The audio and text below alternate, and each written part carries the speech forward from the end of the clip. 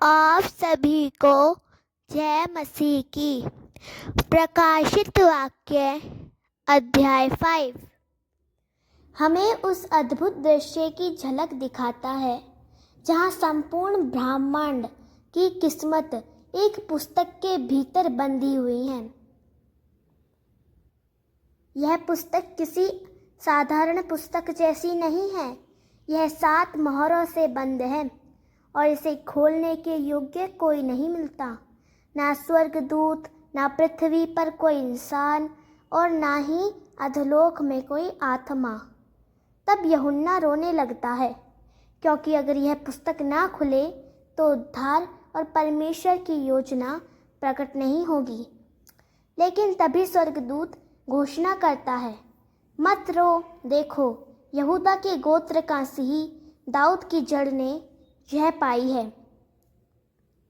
वहीं इस पुस्तक को खोलने के योग्य है और वहाँ पर प्रकट होता है वह मेमना, वध किया हुआ परंतु जीवित। यही मसीह यीशु है जिन्होंने अपने लहू से हर जाति, हर भाषा, हर लोगों और हर राष्ट्र से हमें परमेश्वर के लिए खरीदा। यह दृश्य हमें केवल भविष्य की बात नहीं बताता, बल्कि यह हमारे आज के जीवन को भी बदल देता है। यह बताता है कि सच्ची आशा, सच्चा उद्धार और सच्चा राज्य केवल यीशु मसीह के हाथों में है। तो आइए हम मिलकर गहराई से समझें प्रकाशित वाक्य अध्याय 5 को, जहाँ पूरी सृष्टि की उपासना, महिमा और शक्ति केवल एक ही योग्य को दी जाती है, यीशु मसीह को। वचन 1, तब मैंने देखा कि उस सिंहासन पर बैठे हुए के दाहिने हाथ में एक पुस्तक थी। वह भीतर और बाहर लिखी हुई थी और 7 मोहरों से सील की गई थी। व्याख्या, यह दृश्य स्वर्ग में है जहाँ परमेश्वर अपने हाथ में एक पुस्तक लिए हुए हैं। यह शकराल संसार की भविष्य की घटनाओं और परमेश्वर की योजना का रहस्य समेटे हुए हैं। 7 मोहरें पूर्णता और गुप्तता का प्रतीक है। इसका अर्थ है कि परमेश्वर की योजना पूरी तरह से उनके नियंत्रण में है और कोई इसे बिना उनकी अनुमति खोल नहीं सकता। वचन 2, और मैंने एक शक्तिशाली स्वर्गदूत को जोर से पुकारते हुए देखा, कौन योग्य है कि वह इस पुस्तक को खोले और उसकी मोहरें तोड़े। व्याख्या, यह प्रश्न बहुत गहरा है। पूरी सृष्टि में कोई भी इतना पवित्र और योग्य नहीं पाया गया जो परमेश्वर की योजना को पूरा कर सके। यह हमें याद दिलाता है कि इंसान की योग्यता से नहीं, बल्कि केवल मसीह की पूर्ण बलि से ही परमेश्वर की योजना पूरी हो सकती है।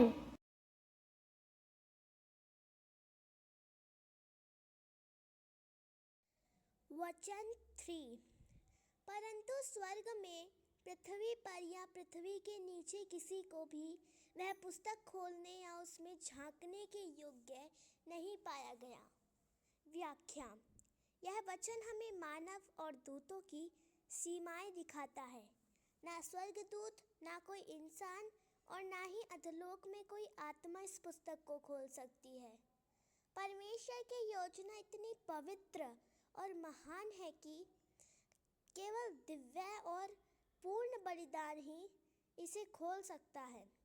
वचन 4, तब मैं बहुत रोया, क्योंकि किसी को भी वह पुस्तक खोलने या उसमें झांकने का योग्य नहीं पाया गया। व्याख्या, प्रेरित यूहन्ना का रोना मानवता की निराशा को दिखाता है।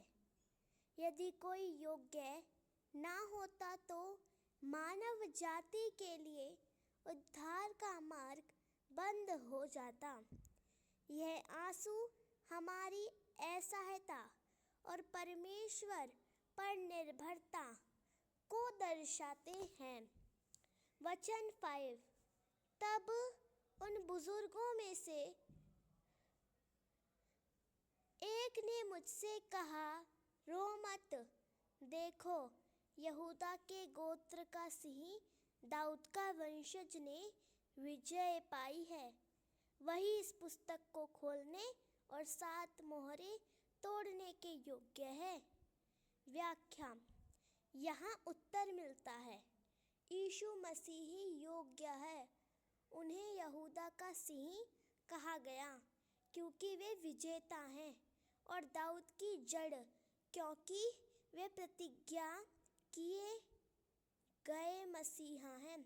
उनका क्रूस पर विजय पाना इस बात का प्रमाण है कि वे ही परमेश्वर की योजना को प्रकट कर सकते हैं। वचन 6।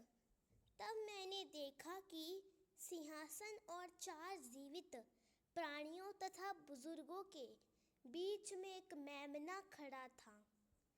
वह मानो बलिदान किया हुआ था। उसके 7 सींग और 7 आंखें थी, जो सारी पृथ्वी पर भेजी गई परमेश्वर की 7 आत्माओं का प्रतीक थी। व्याख्या। यीशु को यहाँ मेमना दिखाया गया है। यह उनके बलिदान का प्रतीक है। 7 सींग उनकी संपूर्ण शक्ति और 7 आंखें उनकी पूर्ण बुद्धि को दर्शाती हैं। 7 आत्माएं पवित्र आत्मा की संपूर्णता का प्रतीक है। यह दर्शाता है कि मसीह न केवल बलिदान है, बल्कि सामर्थी और सर्वज्ञानी भी है। वचन 7। वह आगे बढ़कर उस पुस्तक को ले लिया जो सिंहासन पर बैठे हुए के दाहिने हाथ में थी। व्याख्या। यीशु ने उस पुस्तक को लिया। इसका अर्थ है कि परमेश्वर ने अपने पुत्र को संपूर्ण अधिकार दिया है कि वे उनकी योजना को पूरा करें। यही क्षण ब्राह्मण के इतिहास का सबसे महान मोड़ है। वचन 8। जब उसने वह पुस्तक ले ली, तब वे 4 जीवित प्राणी और 24 बुजुर्ग उस मेमने के सामने गिर पड़े।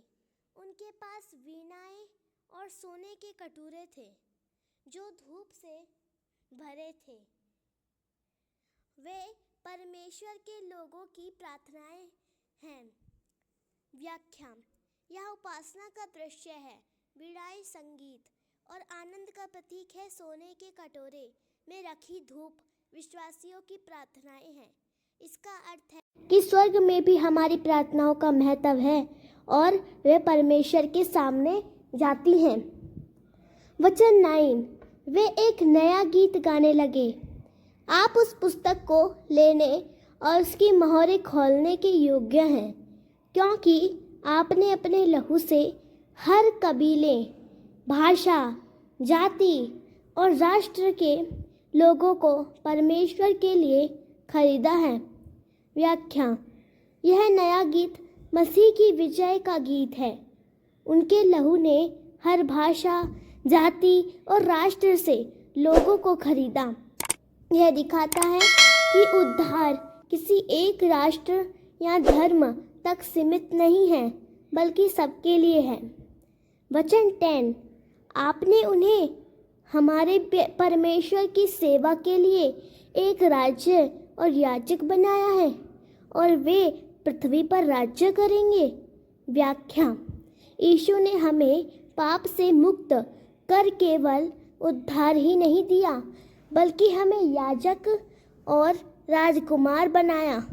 अब हम परमेश्वर के लिए जीने और उसकी महिमा करने के लिए बुलाए गए हैं।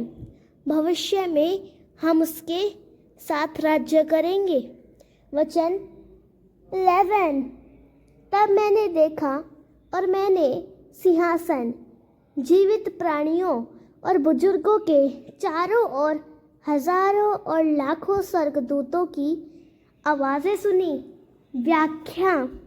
स्वर्ग की उपासना का दृश्य और भी व्यापक हो जाता है। असंख्य स्वर्गदूत यीशु की महिमा का गुणगान करते हैं। यह दर्शाता है कि स्वर्ग में हर प्राणी यीशु की योग्यताओं को स्वीकार करता है।